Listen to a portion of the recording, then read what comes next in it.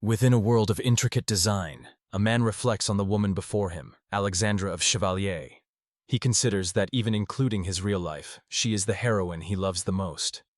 As this thought crosses his mind, she stands before him, a soft, knowing smile on her face. This world is the setting of a mobile game called Engage Hazard, or Enhaza for short. It is a chat-based romance RPG, filled with adventure, comedy, and numerous unique heroines to encounter. Within the game, there's a single paramount condition for the protagonist to ascend the throne and become the next king. He must have the best fiancé in the world. The man from before is Harold Welly de Hovels, third prince of the de Hovels kingdom, one of the greatest powers among the Western kingdoms. The story is not his. A different young man, clad in simple pajamas, covers his face in despair. He has just realized this morning that he has become that very same Prince Harold, a character known for being underhanded, despicable, and incompetent villain. That person is now He sits bolt upright in bed, startled by the revelation. When he had opened his eyes, memories of a previous life flooded his mind, just like in the stories he used to read about reincarnation. Recalls his former life, where his name was Tachibana Haru. He had gone to college but was poor at socializing, never quite managing to blend in with his peers. Because of this isolation, he sought solace in the 2D world of games. It was during this time that he first encountered Enhaza. Lying back in bed, he wrestles with his new reality. He admits to himself that he was addicted to the game and spent a great deal of money on it. But that isn't the issue. The true problem is having been reborn as Harold of all characters. Remembers Harold's fate clearly. Driven by jealousy of the game's original protagonist, he plotted a rebellion, failed, and was executed. A grim realization dawns on him. There are only about 3 years until the main story begins, but as his eyes narrow with resolve, he makes a vow.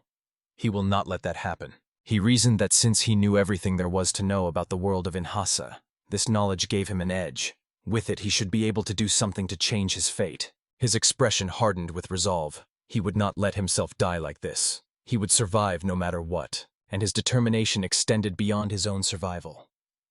A vision of Alexandra of Chevalier, shackled and facing a guillotine, flashed through his mind. He vowed to save her too. Sometime later, dressed in a formal attire of a prince, he stared at his reflection with unease, wondering if this was truly the best path. From nearby, a voice called out to him. The call came from 2 maids who clapped their hands in delight. They gushed that the outfit suited him perfectly, and that his highness looked more wonderful than ever. He, however, was thoroughly displeased. He thought he looked ridiculously lame and felt uncomfortable, having exclusively worn black in his previous life. He sharply ordered them to bring him something black that fit better, declaring the current clothes unacceptable. After changing into a black uniform more to his liking, he admired his reflection, thinking it looked quite good. His satisfaction was cut short when he noticed the time on a nearby clock. As he reacted in alarm, an attendant rushed forward to hand him something. The item was a finely patterned handkerchief, held out for him to take. He soon found a use for it, spotting a young girl crying nearby. He approached her and offered the handkerchief, asking if she was all right and telling her not to cry anymore. The girl's tears stopped, and she looked up at him with a gentle smile, clutching the handkerchief. As he walked away, he regretted not asking for her name. Just then, a voice called out for Prince Harold, and he cursed under his breath, telling them to go on as he hurried to catch up. Arrives before his father, the king, apologizing for his tardiness. His attention is then drawn to the young woman standing before him, his Princess Alexandra. He introduces himself formally, expressing his honor at the meeting. His mind races with information from his past life. He recognizes her immediately. Alexandra of Chevalier, daughter of the Duke, and a member of the most powerful noble family in the de Hovels kingdom. She was one of the heroines in the game, Engage Hazard. He recalls her reputation within the game's story. She was called the Frozen Villainess for her harsh attitude towards the other heroines. Despite being one of the first heroines introduced, her ability scores were considered the worst. This unpopularity had dire consequences. He remembers her tragic fate. If the player did not choose Alexander's romance route, she and her father would be executed for plotting a rebellion. A character popularity poll from his old world confirmed she was ranked last among users. But even with all that, he remembers with certainty that she was still his favorite. There was a specific path in the game where one could see her true thoughts about the protagonist, and he wonders if she will be the one to finally look his way now. He recalls the exact moment she won him over. It was just a single line of dialogue, delivered with a sincere, heartfelt expression. That alone was all it took to steal his heart. This memory fuels his determination. He clenches his fist, resolving to stop being the incompetent, villainous prince. He will survive in this world for his own sake and for hers. Prolonged silence breaks the courtly atmosphere. The king jests that Harold must be taken aback by Alexandra's beauty. Snapped back to reality, Harold stammers an apology, leaving Alexandra to look on with a puzzled expression. Seeing an opportunity, the king suggests that the two of them have some tea together in the courtyard. Now seated across from her, Harold feels the weight of his task. He knows he must build a relationship with her now, or else the worst possible future will come to pass. Yet an awkward silence hangs between them. They aren't talking at all. He clenched his fist, a tremor running through his hand.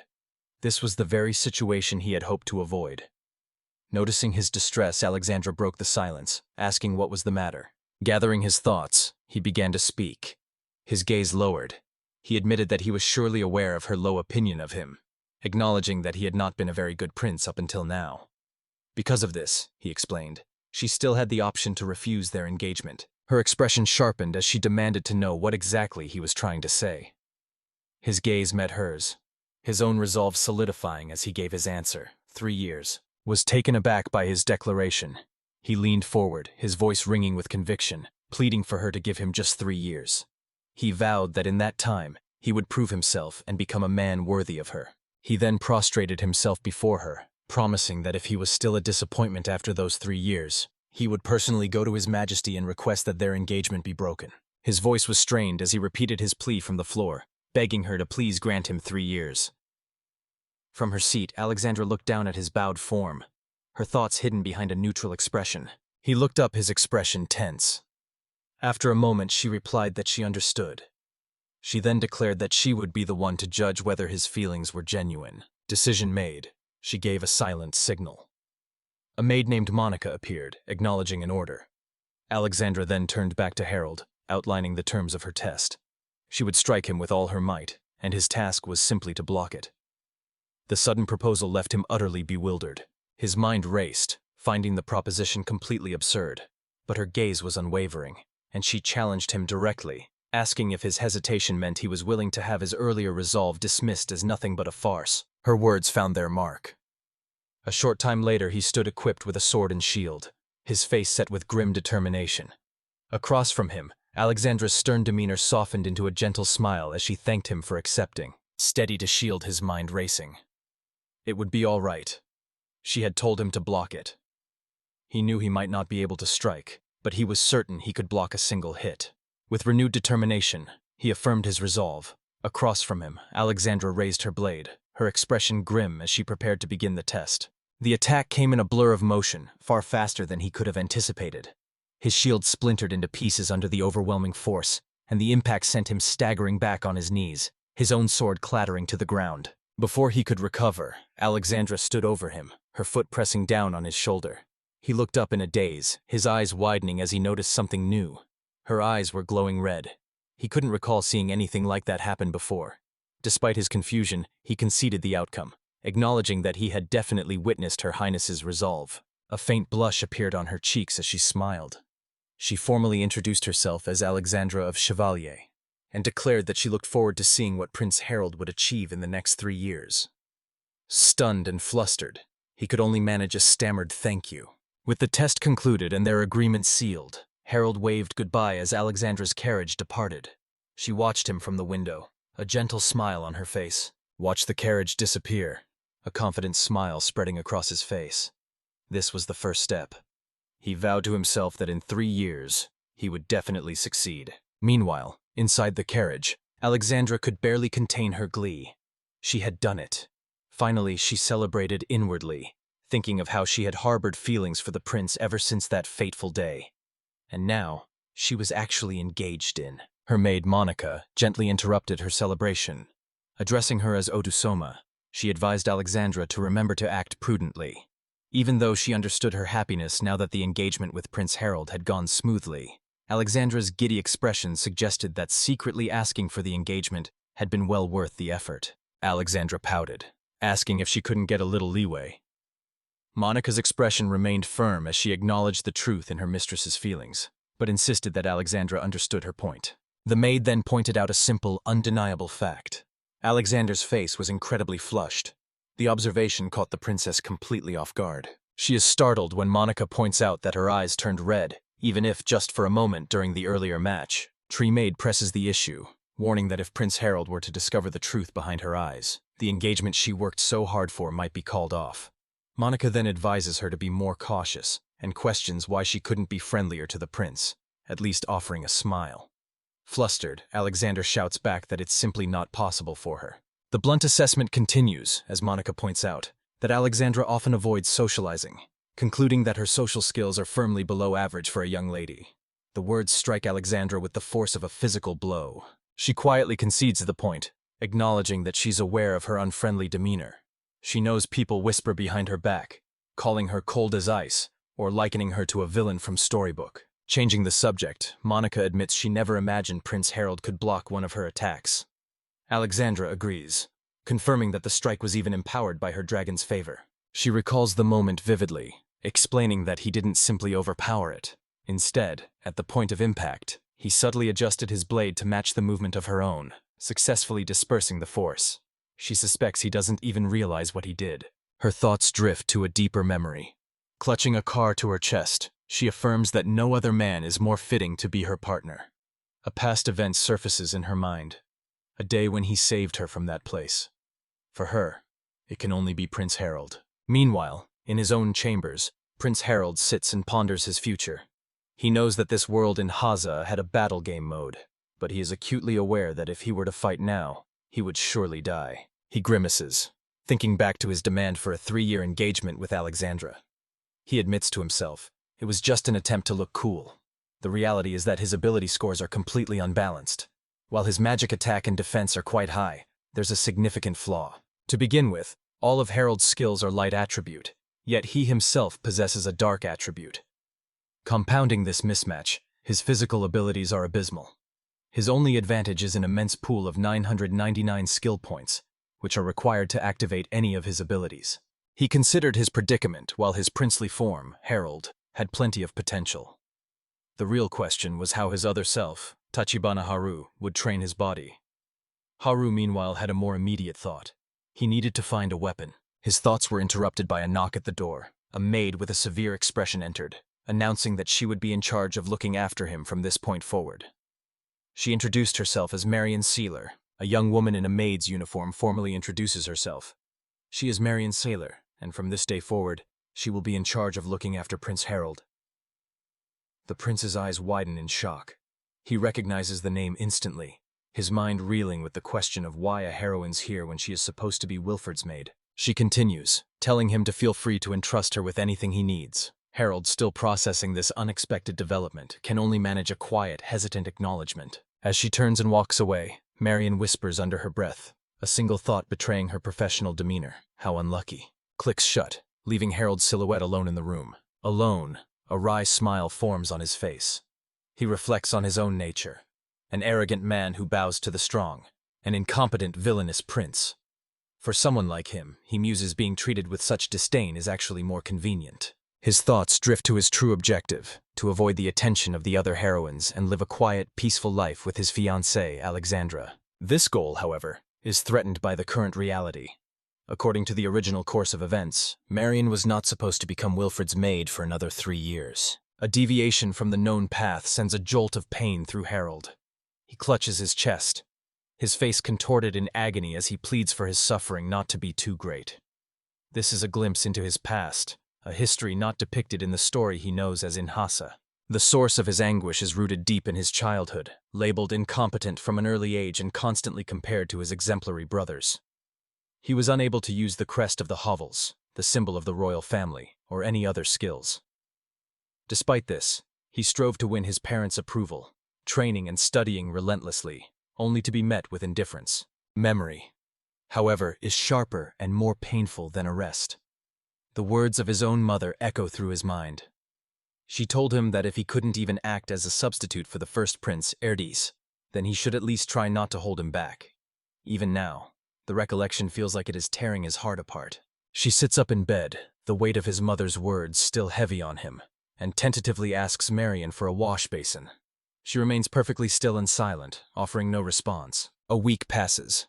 He reflects on how Marion has completely neglected her duties in that time.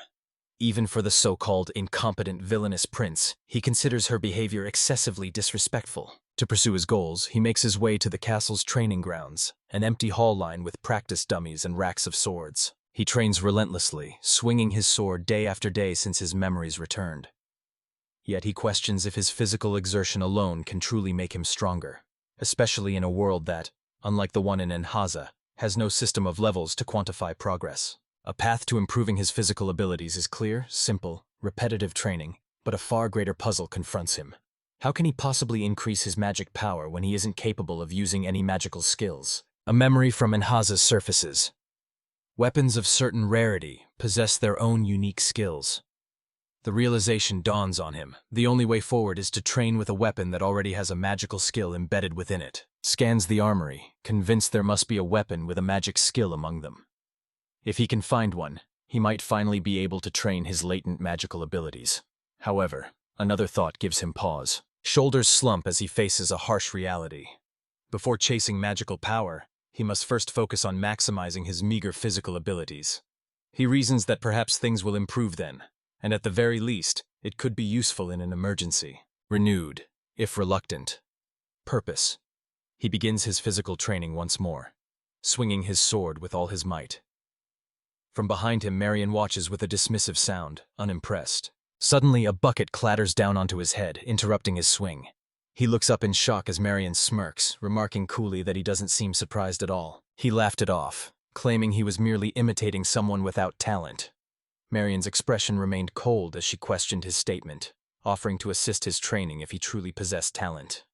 Her offer left him speechless. Mind raced, recalling details from the world he once knew as a game. Marion hailed from a family of knights, possessing exceptional physical prowess. Even Alexandra, considered the weakest heroine, wielded immense power. A realization struck him. Training with one of them could be the key to his own strength. He hesitantly asked if she would truly be all right with it.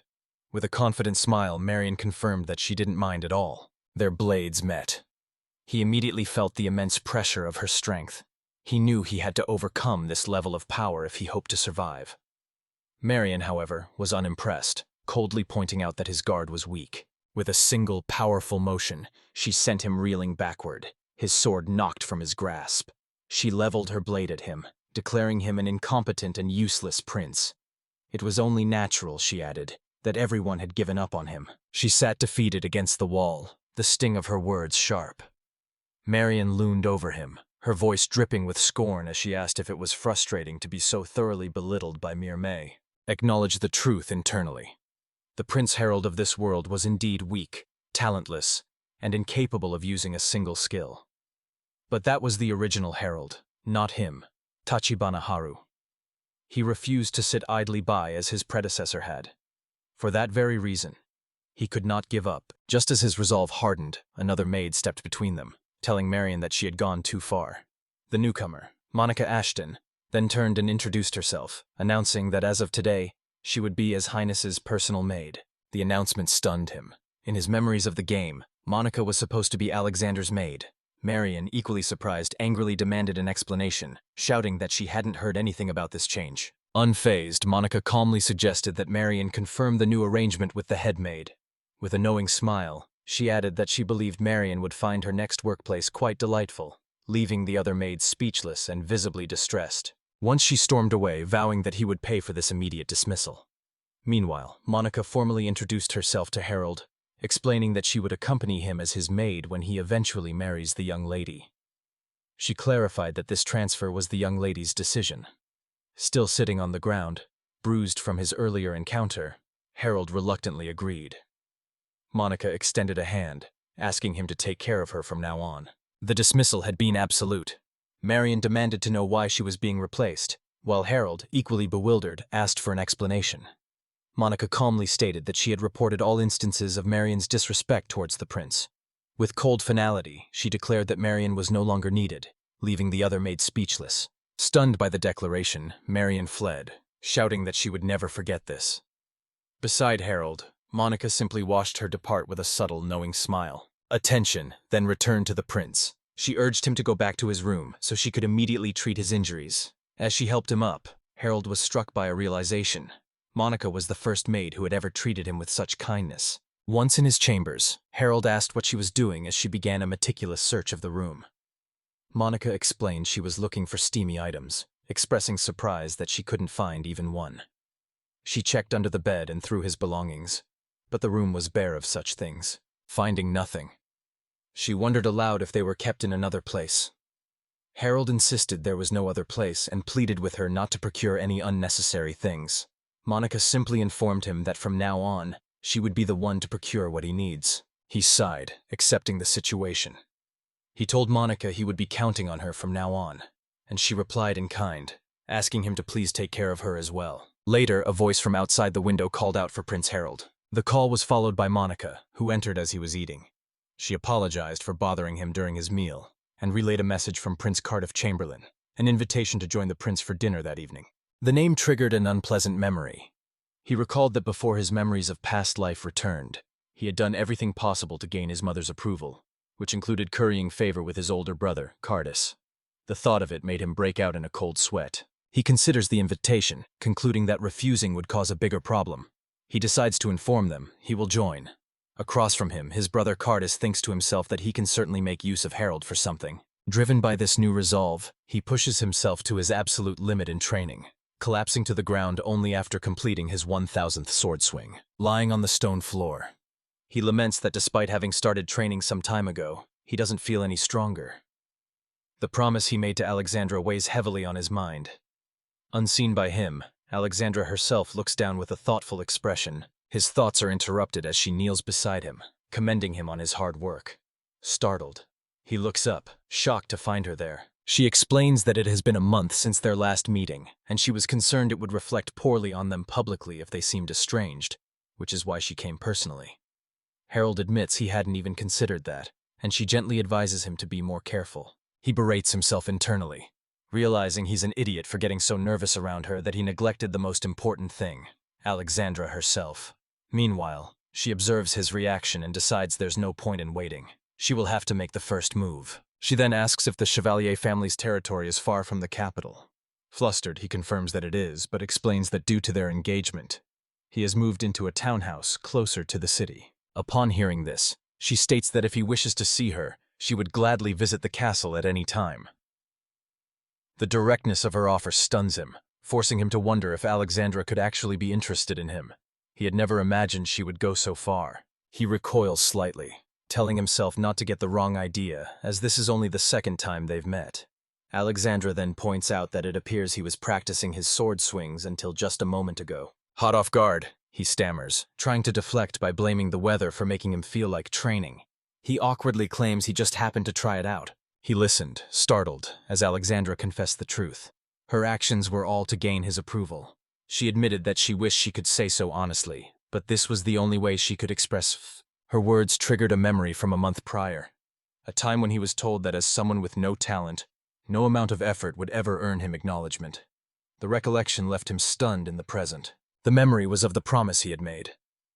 Alexander's voice echoed from the past into the present, asking if he was still doing his best to keep it. With her question, he lowered his head, confessing that he had no talent and had not been putting in any real effort until now. He resolved that for the next 3 years, he would have to work harder than anyone else to remain her fiancé. His declaration was met with an unexpected offer from Alexandra. She asked if he would allow her to assist with his training. The suggestion shocked him. It was something he had only dreamed of, yet he couldn't help but wonder if she thought him incapable. He immediately refuted the notion, grabbing her shoulders and shouting that of course he didn't think that. Blustered, he tried to backtrack, explaining that he was training for his own sake and felt bad taking up her time. But Alexandra smiled gently, telling him not to worry. After all, she reminded him she was his fiancée.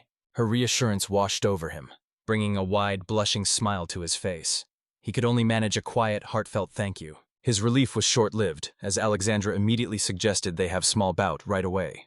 Still sitting on the ground, he stared up at her in disbelief. She stood ready, sword in hand, and told him not to worry. She reminded him that he had successfully blocked her attack the last time they fought and expressed her certainty that he would show power beyond her expectations. She leans in close to a terrified Prince Harold, her expression one of intense eagerness, as she tells him to prepare himself. He is left utterly bewildered, questioning her meaning.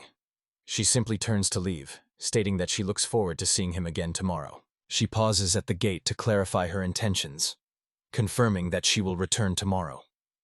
With only 3 years remaining, she insists they cannot afford to waste a single day. Her words send a jolt of panic through him.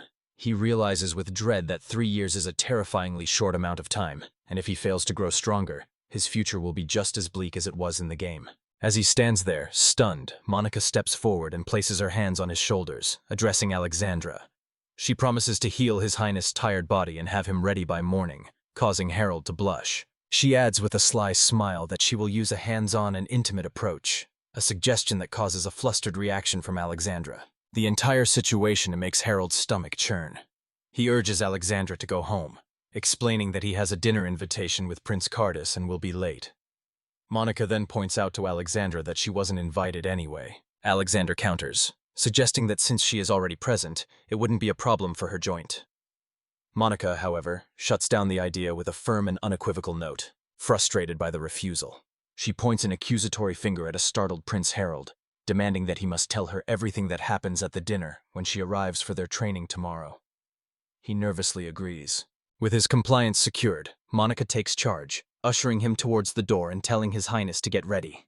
He acknowledges her instruction as they head inside. Upon arriving for this dinner, Harold finds the other prince already seated, his gloved hands clasped together. The prince states simply that he has been waiting, prompting a flustered Harold to immediately apologize for his tardiness. His apology hangs in the air as he looks upon the man's composed, confident face. A sudden, chilling realization strikes Harold as he identifies the imposing figure before him. Cardis Welly de Hovels, the first prince of the de Hovels kingdom. The first prince, Cardis Well de Hovels, is a man of immense capability. He already handles political matters of national concern, making him the leading candidate to become the next king. However, despite the great power he holds through the crest of the Hovels, he is cold and devoid of humanity. He would surely stand in the way of his younger brother. He thinks of Harold as a useless little brother.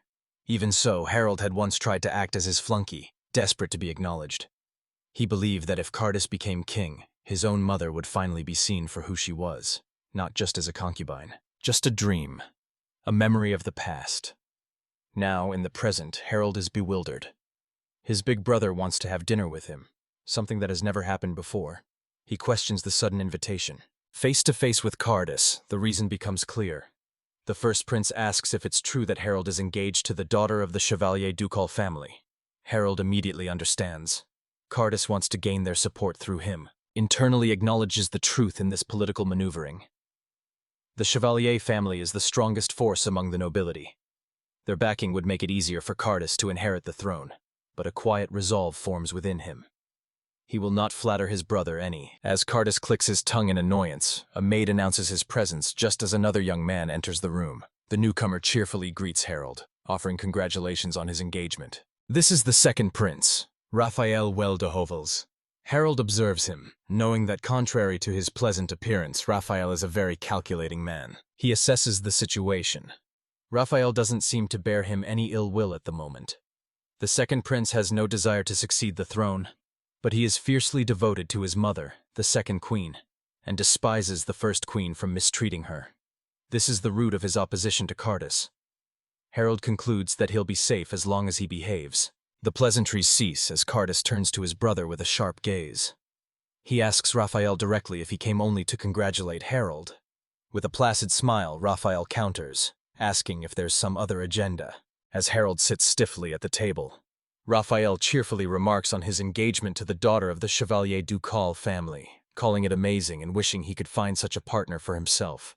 Harold, looking deeply uncomfortable, can only manage a terse agreement. His older brother Cart, his scoffs of the notion, dismissing it as a farce. He reveals that he heard from the King and Queen Rosemary that Harold's proposal to the Duke of Chevalier was, in fact, gracefully rejected.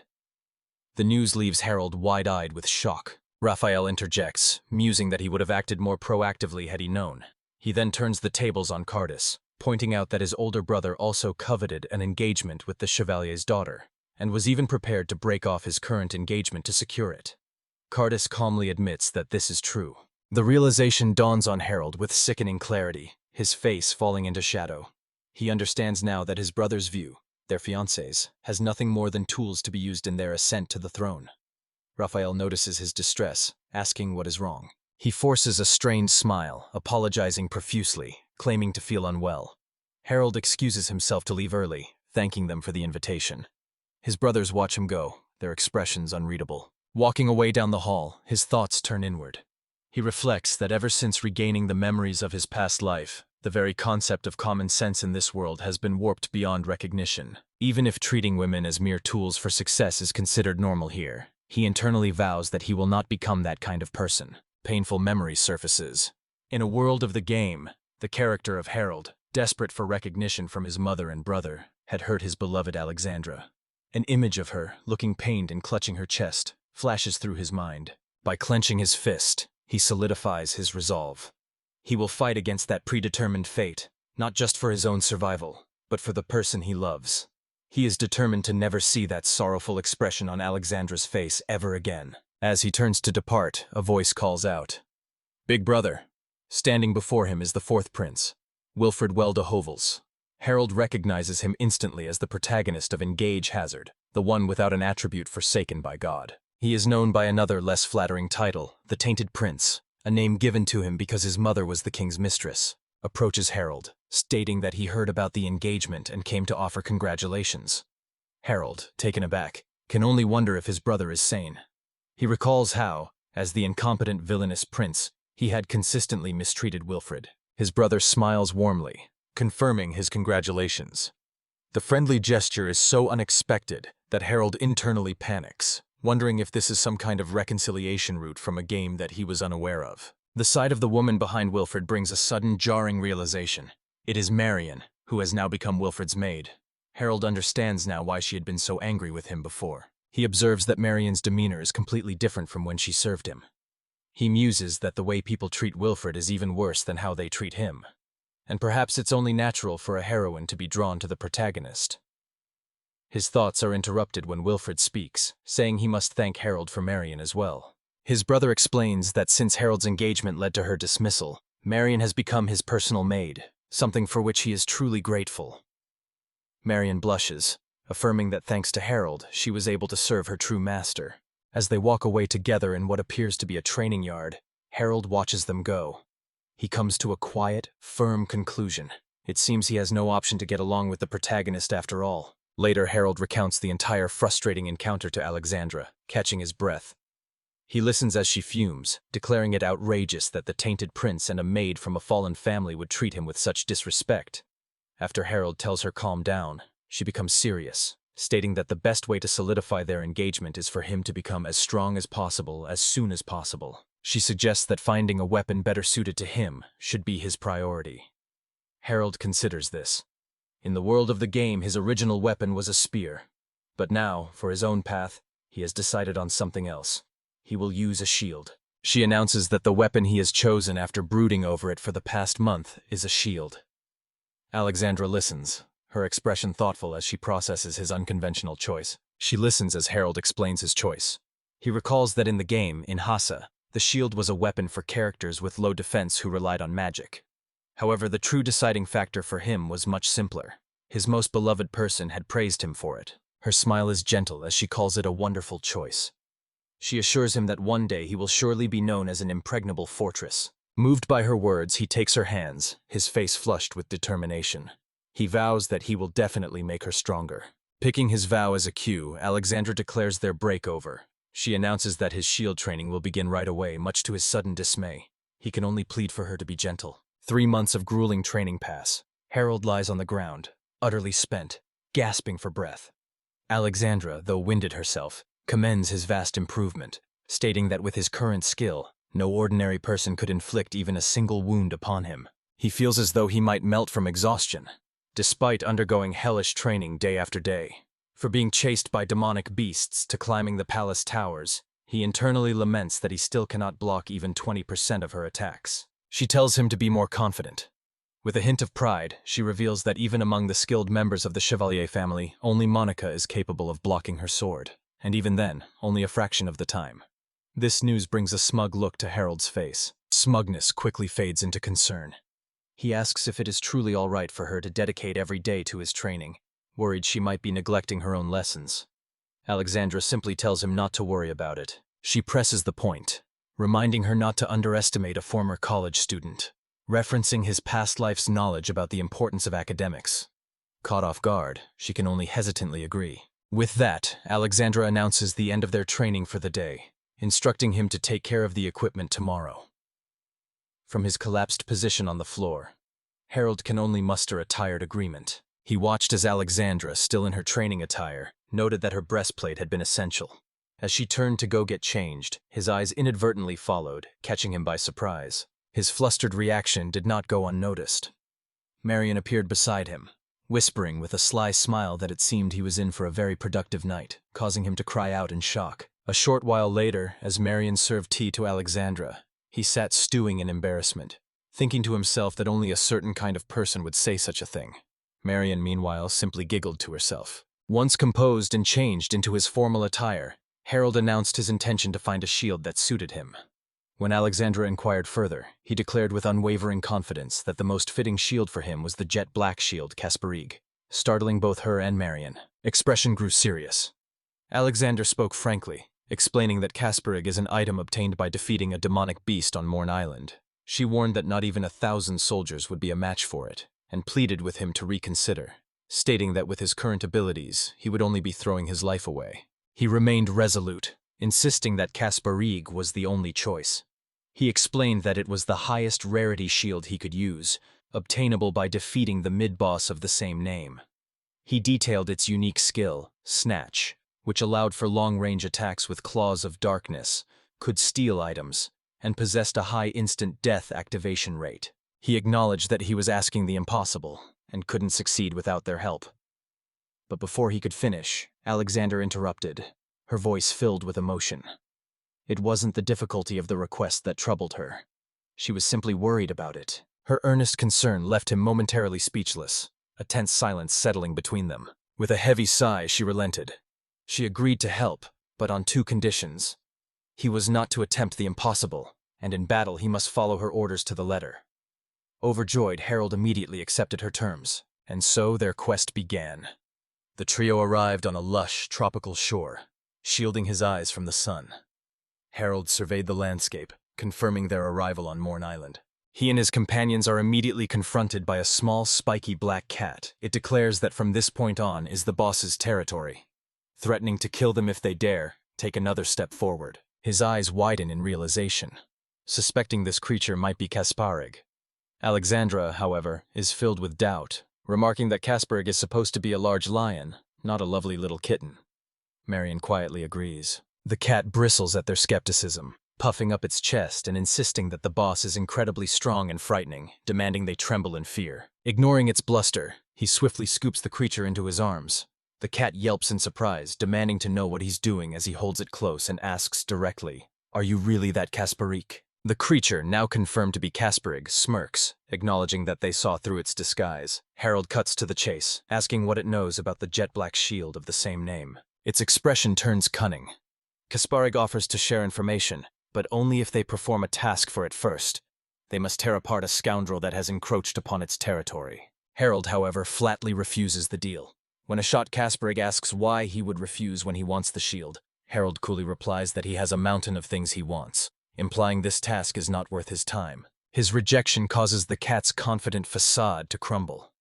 With drooping ears, Kasparig reflects on its own legend, realizing that for a demonic beast so feared to resort to asking humans for help, something must have happened that is truly beyond its control. As the beast despairs, Alexandra confers with Marion. She states firmly that what is important to her is her own life and the lives of those she holds precious, adding that she has no leeway to care about the needs of a demonic beast. Marion then proposes a compromise. She believes it would be best to first investigate this scoundrel to see what they are up against. She confidently assures Alexandra that with the 2 of them together, no monster poses a risk, and they can retreat immediately if it proves too dangerous. Harold is stunned by the suggestion, while Kasparig appears to agree with the plan. They followed the small cat, who announced that their quarry was just ahead. Before them lay a grotesque fat sow. The color of its body was a pure snowy white, but in stark contrast its eyes have been crudely sewn shut, as they took in the sight of the creature. The remains of sacred beast, once a divine messenger, now known as the gluttonous beast, Henwin. Alexandra immediately urged Prince Harold to retreat, But before they could act, Kasparig lunged forward with a cry of vengeance, vowing to avenge its mother. The small cat was swatted aside, letting out a pained yell. Watched the small beast fall, his mind racing. What should he do? If he abandoned Kasparig, he wouldn't get the shield, and his entire survival plan would be back to square one. Yet he realized he did have one more plan remaining.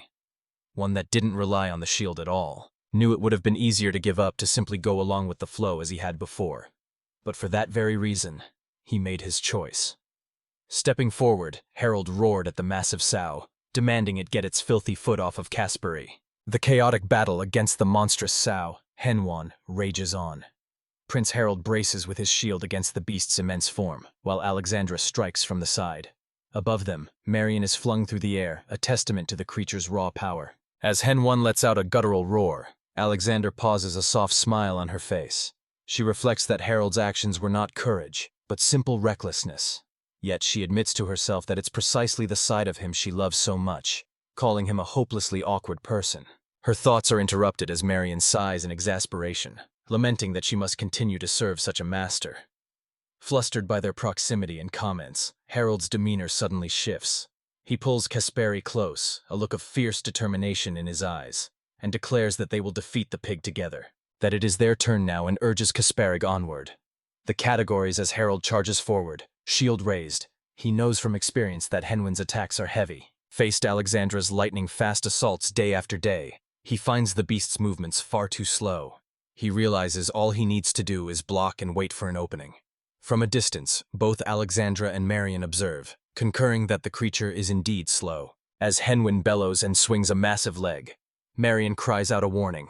Harold intercepts, shouting that he won't let the attack through. The blow connects with a shield with devastating force, sending him flying backward with a cry of pain, to the ground, groaning. Alexandra rushes to his side, asking if he is all right. He confirms that he is, but grimaces, admitting that his current equipment has reached its limit. Seeing this, Marion resolves to stall the beast herself. His mind races. He understands that while he can block the attacks, he lacks the strength to withstand the impact without being thrown. He needs a better defense. At the very least, he thinks if he could just use the jet black shield. His gaze falls upon Kasparig. Looking intently at the cat, he gently pats its head. With a serious expression, he states clearly, "My name is Harold, not human." Having made his formal introduction, he looks at the small creature with desperation. "Hey," he begins. "Where's the jet black shield, Kasparig?" He stared intently at the battle raging before him, where Marion fought desperately against the beast Henwan. If only he had the shield, he was certain he could defeat it. In a distance, Marion cried out for Monica, who seemed to be in peril. He turned his desperate plea to the small black cat beside him. "Kasparig," he called out.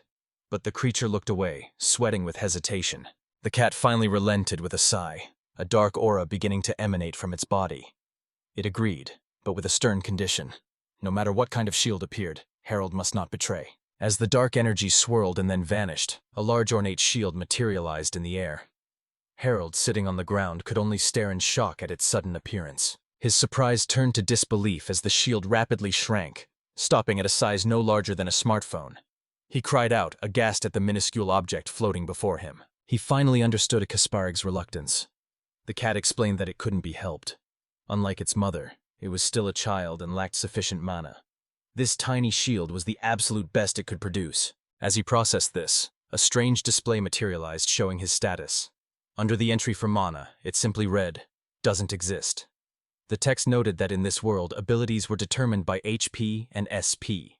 Seeing this, Kasparig asked what mana was, leaving Harold utterly confused. He stammered that he didn't have anything like mana, which shocked Kasparig, who wondered how humans could live without it. An image of Alexandra appeared in his mind, explaining that mana is the life force of every living being and is essential for using a blessing or gift. At that moment, Harold understood. In this world, what he knew as SP and skills were called mana and blessings. With this new understanding, a sly smile crossed his face. He asked Kasparig if mana could be transferred, and the cat confirmed it could receive mana from others. Kasparig grew frantic, realizing Harold's intent. It warned that creating a proper jet black shield would require an enormous amount of mana, and taking that much would cause Harold to collapse. Unconcerned, Harold told the cat to take as much as it wanted. He cut off any further protest, yelling at Kasparig to hurry. The cat could only look on in shock, protesting that he hadn't listened to the dire warning. He grabs Monica's arm, warning her not to blame him for what happens next. With a click of her tongue, Monica dismisses the creature as a mere pig. As she leaps onto the beast's back, sword raised, Harold cries out her name in alarm. Meanwhile, Alexandra grits her teeth, her resolve hardening. She declares that she will not allow the beast to lay a hand on the one who is precious to her. Even as Henwin lets out a deafening roar, seeing their unified front, Harold rushes forward, asking if they're all right. He instructs them to use the opening they've created to halt Henwin's attacks. With confident smiles, both Alexandra and Monaco agree, telling him to leave it to them. He then turns his attention to the power now at his command. In this world, known as Enhaza, all weapons except for shields add to the wielder's attack power. A grin spreads across his face as he marvels at the incredible ability he now possesses. This power manifests as the jet black shield. Unlike other equipment, it adds directly to defensive power, an effect that is doubled if the wielder shares its attribute. Its defensive capability is now comparable to that of a fully leveled top-tier protector. This knowledge, his confidence surges.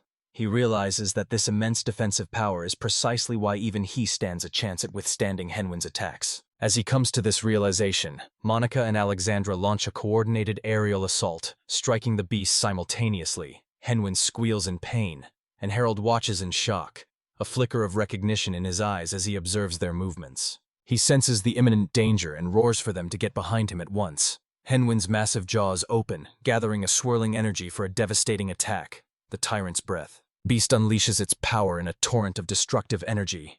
Harold plants his feet, taking the full brunt of the blast. He cries out in agony, his body straining against the force, but as well as does not break, he is determined to protect them. The immense pressure continues to bear down on him, but he holds his ground. Behind the shimmering defense of his shield, Monica and Alexandra watch in horror, calling out his name. As the torrent of energy finally subsides, Harold stands firm, a triumphant smirk on his face, having endured the attack. He looks up on the ground to see Alexandra standing over him, her sword held ready. With a gentle smile, she commends him for his efforts, assuring him that she will handle the rest. Her gentle expression vanishes, replaced by a cold fury. She vows that the insolent sow who dare to torment her fiancé will be bathed in blood. With a sharp command for him to act, she declares it is time to teach the beast some manners. Harold stares, taken aback by the sudden, intense shift he sees in her eyes. In an instant, she lunges her blade flashing through the air. A deep gash opens across Henwin's side, and dark blood erupts from the wound as the beast recoils. As the massive beast lies bleeding on the ground, Harold turns his attention to the task at hand.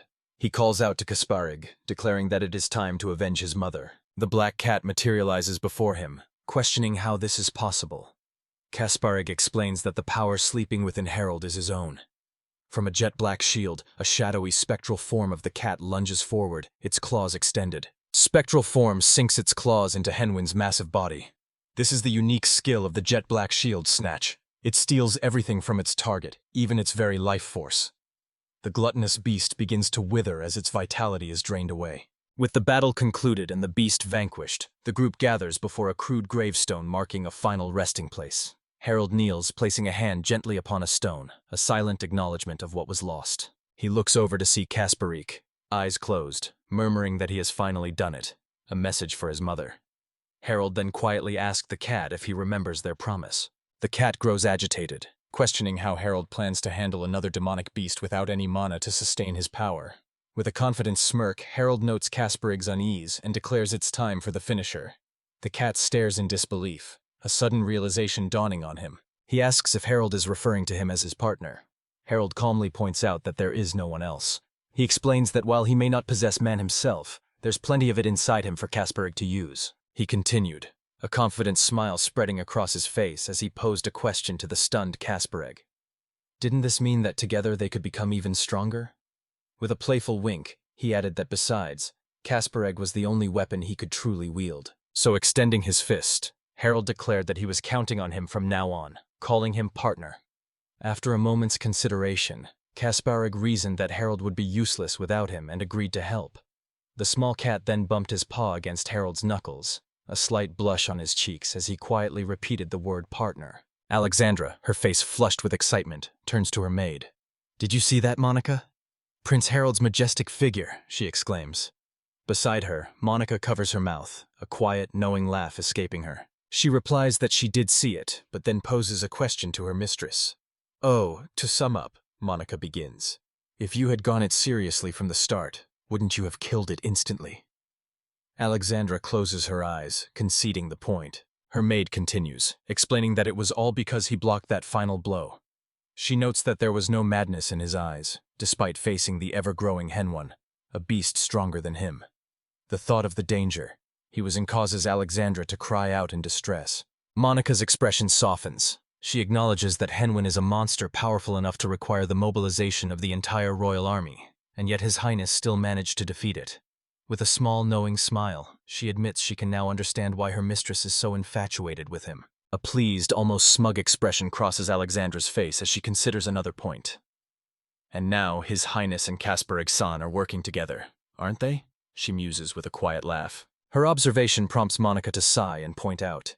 But you were very fond of him from the start, weren't you? Flustered, Alexandra protests that he was fond of her as well, even as an image of Harold and Kasparig forming their partnership comes to mind. Is into the distance, a soft, reminiscent smile on her face. It's already been 7 years since His Highness saved me, hasn't it? The history of the kingdom is rooted in myth and power.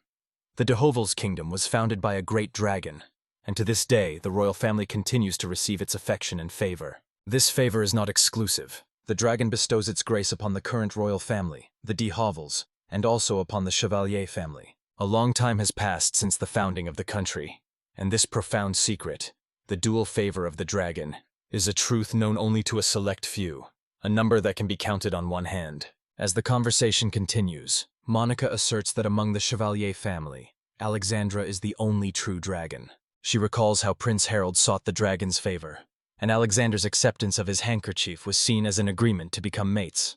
However, Monaco privately believes the prince doesn't remember the gesture at all. Despite this, Alexandra holds the handkerchief to her chest with a confident smirk, declaring that she is fine with the situation as it is. Reflects that it may have taken her 6 years to reach this point. The Chevalier family's creed is that strength is justice, and the divine dragon-slaying sword, Ba Mong, is granted only to the one who stands at the very top. With a serene expression, she vows that from now on, she will be able to protect His Highness by his side. Monica finds this dedication admirable, acknowledging the hard work Alexandra has put in for 6 years, just to protect her chosen mate. As the wielder of Ba Mong, Alexandra's authority is absolute, surpassing even her father or her elder brother, Cedric. Alexandra's gaze sharpens as she considers a new threat. Now that Prince Harold's abilities are becoming known, scoundrels will surely try to harm. With a sigh, Monica confirms that this is precisely why Alexandra placed her by the prince's side. Alexandra affirms this, telling Monica that she is counting on her. Her maid accepts the duty without hesitation, promising to protect everything. Not just Alexandra, but also Prince Harold, the one who called her precious. She vows to do so for his sake, even if it costs her life. Meanwhile, in another room, Prince Harold sits at a table with Kasparig. The small cat is enthusiastically eating, prompting Harold to comment that he's eating too much. Kasparig, in turn, marvels at the delicious food Harold always gets to eat. He offers Kasparig another spoonful, remarking that he's getting used to this. He explains that after their battle, Kasparig suggested they use nicknames as partners, and so they now call each other Hal and Cass. This development, however, has deeply unsettled Alexandra. She trembles with jealousy, her face obscured by shadow, furious that Kasparig managed to call Prince Harold by nickname before she, his own fiancée, could. Harold recalls how Alexandra was sulking about the nicknames, then mentally corrects himself, noting that he now calls her Xandra. He thinks to himself how incredibly cute she is, no matter how many times he remembers the moment. Nearby, Alexandra puffs her cheeks out in a pout as Monica watches with a smile. He sat at the table, startled, as Monica began to speak. The truth is, she started prompting him to ask what she meant. Kasparig sat beside his plate, observing. The news sent him stumbling backward, Kasparig clinging to his back for dear life. He stammered in agreement as Alexandra, now with him, calmly processed the information, musing aloud about a party hosted by the Marshall family. Began to protest, but she continued her explanation. The Marshall ducal family, she elaborated, was founded by the previous king's younger brother who had renounced his royal status. Tracing their roots, they were formerly royalty, making it impolite to refuse their invitation. Despite her reasoning, he threw his head back in despair, wailing that he did not want to go. His primary fear was encountering Cardis there. The situation was further complicated by a crucial fact. Frederica, the eldest daughter of the Marshall family, was also Cardis's fiancée. She then revealed, with a hint of bashfulness, that she had also received an invitation. It appeared the Marshalls wished to meet them together, now that their engagement was known. With a determined look, she declared her excitement to meet her future siblings-in-law. Much to his surprise, he slowly began to understand. "So that's it," he murmured, realizing it was natural for them to be curious, given that they were all expected to live in a royal palace as family in the future. Seeing his contemplation, Alexandra asked what his decision would be. As he considered his options with arms crossed, she made her own position clear. She stated firmly that they should attend. More than just a social obligation, she wanted to confirm for herself just what kind of person Frederica was. Harold's mind races, his face flushing crimson. He processes the situation in a panic. Xandra is inviting him to a party and she wants him to be her escort. The implication of it being a date sends him into a flustered spiral. He struggles to form a coherent sentence, stammering as he tries to ask if she would like to go with him. Overwhelmed but determined, he decides to push through his nervousness and just say, To his hesitation, Alexandra firmly grasps his hands, her own face blushing as she insists they should absolutely go together. Harold can only manage a meek agreement. Internally, Alexandra berates herself for her awkward invitation, calling herself an idiot. Later, dressed in his formal, princely attire, Harold stands beside a waiting carriage. A worried expression on his face says he wonders if this is truly all right. In the background, Monica announces that she will be off. As he stands by the open carriage door, a voice calls out his name, stopping him in his tracks. He turns, his eyes wide, and his face still flushed with nervous anticipation. The voice belongs to Alexandra, now dressed in a breathtakingly elegant gown. She smiles gently and thanks him for coming to pick her up. Struck by her appearance, Harold is momentarily speechless, thinking to himself that her cuteness is simply to die for. Inside the carriage, however, the atmosphere has grown heavy. Alexandra sits with her head bowed, tears streaming down her face while Harold looks down in silence, a somber expression on his own, breaking the tense silence. Harold leans forward with a gentle smile, calling her name.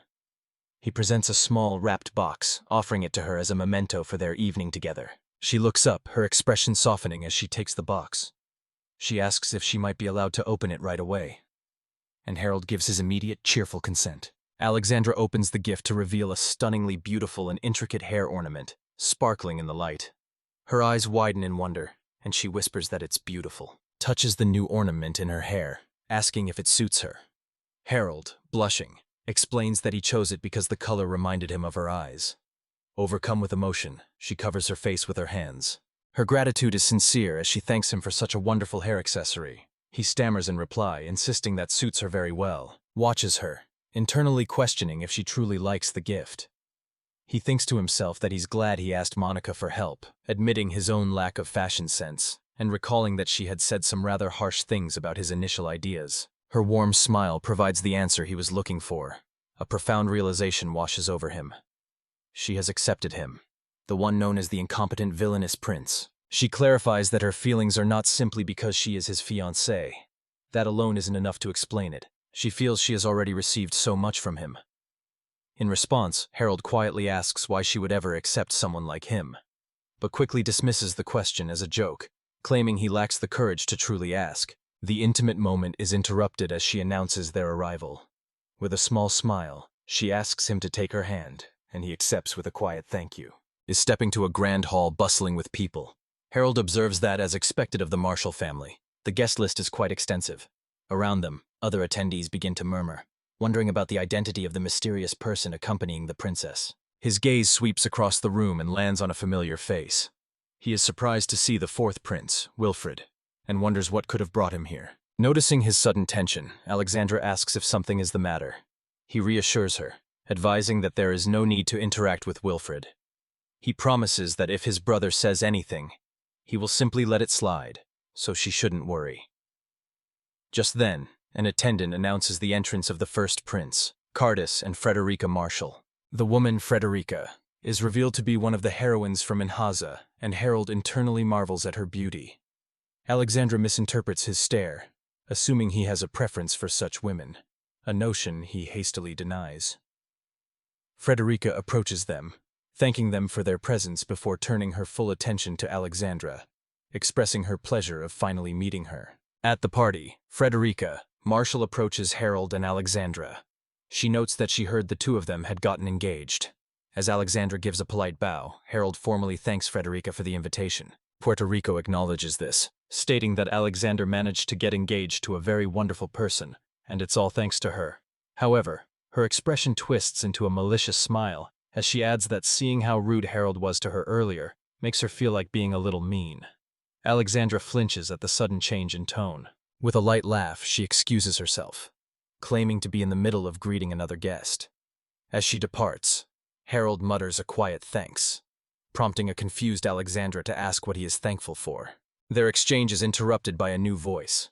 Monica, standing beside the fourth prince, Wilfred, addresses Harold familiarly as Big Brother Harold. Harold turns to face them, bluntly asking what they want. Wilfred replies smoothly that he saw Harold from afar and simply came to offer his greetings. Dismissively, Harold tells him to enjoy the party and not to mind him, but Monica asks him to wait. It leans in closer, a sly smile on his face, and pointedly asks if Harold isn't the least bit curious as to why he was invited. Harold, looking annoyed, insists he has no particular curiosity and attempts to lead Alexandra away. The tense atmosphere prompts Alexandra to intervene. Looking downcast, she asks Harold to excuse her for a while, stating her need to go freshen up. Wilfred and Monica watch her depart with unreadable expressions, watches her walk away, agreeing to her request. Internally, Harold notes with concern that Alexander's mood has clearly changed ever since Wilfred appeared. He continues to ponder the situation, acknowledging that she has always been difficult to discern. A troubling thought crosses his mind. He wonders if it's possible she will fall for Wilfred, just as she did in Ayanhaza. His thoughts are cut short by the arrival of yet another brother. Cardis approaches with a smirk, remarking that Harold has been caught by him of all people, and asking if he's been enjoying himself. He is immediately questioned by his brother, Cardis, who casually asks if he is aware that their other brother, Wilfred, is also in attendance. Before Harold can fully react, Cardis laughs and reveals a surprising truth. The king himself had asked him to bring Wilfred into his faction. The news visibly shocks him. Cardis continues to explain that His Majesty was concerned about Wilfred's circumstances, noting that he doesn't have a proper place in the palace. Lays out the political strategy, explaining that the king cannot openly support Wilfred because of Alexander's mother.